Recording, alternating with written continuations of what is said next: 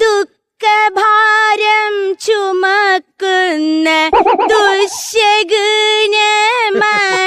ഞാൻ. ഏതെങ്കിലും പുണ്യപ്രവൃത്തി ചെയ്യണമെന്ന് പറഞ്ഞു, പിച്ചക്കാരോ വന്നു. സോറി. ചില്ലുമേടയിലിരുന്നെന്നെ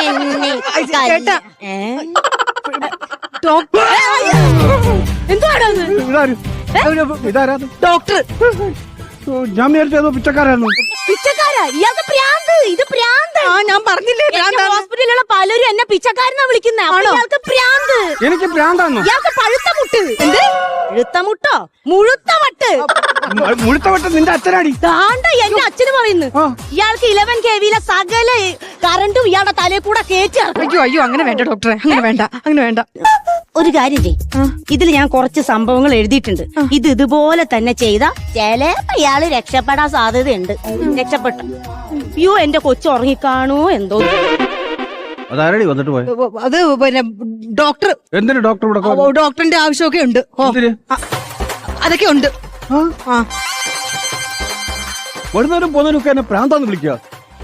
അവര് റൂളപ്പാട്ട് പാടിയാണ് ഞാൻ 1.5 കിലോ അരിയാണ് കൊടുത്തത്. എന്നിട്ട് പ്രാന്തന്റെ പോലും. എനിക്ക് ഈ സൗഭാഗ്യങ്ങളൊക്കെ വന്ന വഴി എനിക്ക് അവരോടൊന്നും വെളിപ്പെടുത്താൻ പറ്റത്തില്ലല്ലോ. ഇപ്പൊ എന്റെ അവസ്ഥ എങ്ങനെയായിപ്പോയി?